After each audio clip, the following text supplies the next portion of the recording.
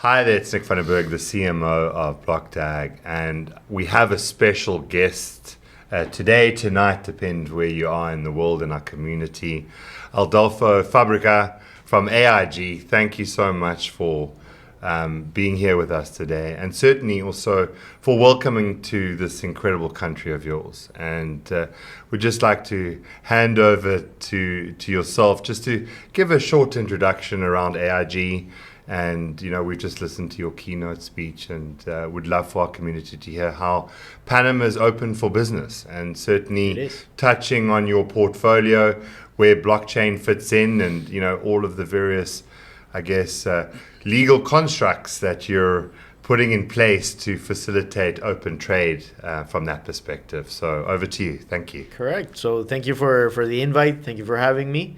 So AIG is the Authority of Innovation. It's a government authority of innovation, which is the kind of like the IT department of the government. But we also have an area that just dedicates itself to innovation, to finding new things of doing what we currently do in the government. So mainly we focus on providing services that the government provides to the citizens, but also to people around the world that want to visit Panama, that want to do business in Panama. We want to try to make it easier. We want to make sure that open for business is not only a brand, it's something that actually translates into business. And we want to see how we can make that work using technology. That's our plan. We want to try to make Panama be considered a digital nation. It's something that we're very ambitious as a country, but we haven't been able to get there. So the question now with this new administration, and we have a lot of optimism in Panama for this new administration, it's a matter of getting there with a good roadmap and a good execution plan. No, certainly. And I just wanted to pick up on your keynote. You used quite a interesting analogy, I think it was, where you were referring to, a tourist that was visiting, and they didn't necessarily know the market. And I think what's quite innovative from your perspective is the way you're tackling Panama from a brand perspective. And that was very interesting to me. And it's about building a brand. And certainly within the digital ecosystem, the Web3 world, we're in the same position. It's about building brand, building community, and engaging to actually, have that trust from a consumer perspective. And so what are you doing, from your remit to ensure that takes place? Yeah, so culture-wise, I think Panama does fit in the brand that we're open for business and we're open for tourism. I think if you visit Panama, you get a very warm feel. People are very welcoming. There's a lot to do. There's a lot of activities to do. So we are, in that sense, very open. I haven't been a tourist in my own country. I've been a tourist in many other places of the world, but since I have been a tourist in many places of the world, there are some countries, and I'm not going to mention any, but there are some countries where you feel, that they're not very comfortable with people different than them coming in. Sure. There are other countries, however, where you feel so welcome that you extend your stay. Yes. That's what we want Panama to be. And I think culture-wise, we already have that ingrained. So since we already have that, we need to make it easier in terms of any type of paperwork that you have to do. Let's eliminate the paperwork, make it all digital, have good security requirements, but make it easier for tourists to come in, to do what they need to do here, purchase, get their plans together, have easy access to the options of the things that they can do. And in terms of business, making it very easy for people that want to do business in Panama. Not only easy in terms of what they have to go through to actually open a business here, but even in the sense of getting incentives. So we have a lot of laws in place that allow you to have incentives for moving here. We have, for example, a law that's totally focused on digital nomads, that makes it very easy for a person that, for example, codes or does publicity or anything like that, to come to Panama and settle a business here. That's incredible. I know, Anthony, you wanted a comment just in way from a BlockTag perspective, and how, obviously we've been immersed in this region only for a few days. And I think what we've been encouraged by is the innovation and the hunger, not only from the individuals we've met, but it seems there's this, I guess, culture from a LATAM perspective where you're solving actual problems on the ground. And I think, the same for us. We're also open for business from that perspective. So I don't know if you want to just share some insight on that too. Yeah, thanks, Nick, and great to be here with you, Adolfo. Just to mention, we're one of the tourists that would love to extend our visit here. We leave in 2 days' time, and we realize we've seen so little. We were lucky to be on the water yesterday, but otherwise we've been pretty busy. We here, we're a blockchain, we're launching. So from our perspective, we're very keen on the region. We see a lot of opportunities. We've got an advisor on the ground here who's been our pathway in, and he's certainly helped us sort of engage, and we see massive opportunities. But I suppose my question to you is sort of, what are you doing, and what makes this region or this country attractive to Web3 developers or blockchains like ourselves that are looking to grow in the area? Okay, so I think we're very internationalized in terms of citizens are very in tune with what's happening in the world. You see, in terms of the student population, people with very interesting projects. You see a lot of hackathons here in Panama. You see a lot of innovative projects that are, I would say, in a wow level. We usually think that Panama is a very small country, that we can't do things outside the box, but it does happen. So in terms of the government, in terms of the public sector where I'm in, we need to incorporate that innovation as well. We need to incorporate that little risk. I mean, we can't take as many risks as the private enterprise or as an individual that wants to do something out of the box, because in the end, we are working with taxpayer money. However, there are some technologies that we can implement and be even leaders worldwide. That's one of the benefits right now, with open source technologies and with technologies that are at your disposal that are even free, AI and similar, that you can do amazing things with very little investment. So since we have that, we can take the advantage of, let's say, blockchain technology for those types of processes that can benefit from high levels of trust and confidence from the citizens. In many cases where we don't have it, and we could just rely on a blockchain for that. More than actual, let's say, monetary or financial use cases, what we mainly have is just trust in the data, not only how it's stored and used, but also how it can be used. We were talking earlier about data in terms of identity, in terms of the identity of the citizens. I'm a firm believer that we can go totally Web3 as an approach for that. Those are the type of things that we're currently discussing here in Panama.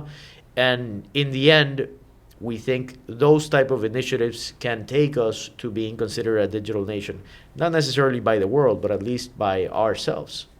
Okay, certainly the digital ID side, that's a fantastic use case, I think, for Web3 and the government. Are there other areas that you're exploring that make sort of sense?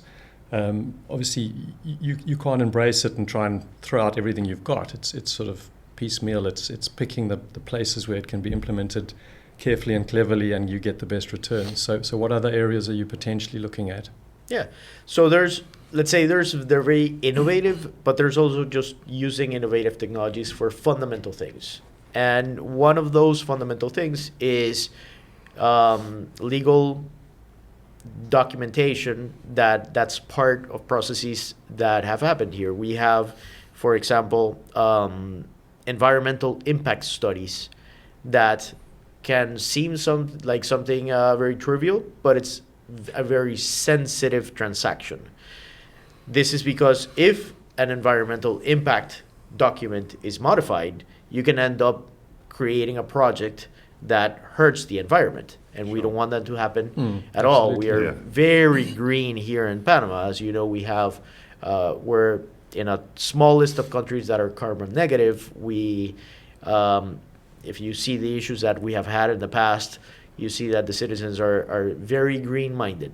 So in those type of situations, if we rely on a blockchain, we can guarantee that something as simple or separate to the common blockchain use case can be fundamentally used in order to incorporate a blockchain and have a lot of trust in the environmental studies that we do. They can't be modified, they can't be altered in any aspect, and the data cannot be controlled by somebody that later on, goes into a position that wants to do something different than what the ethical standards require.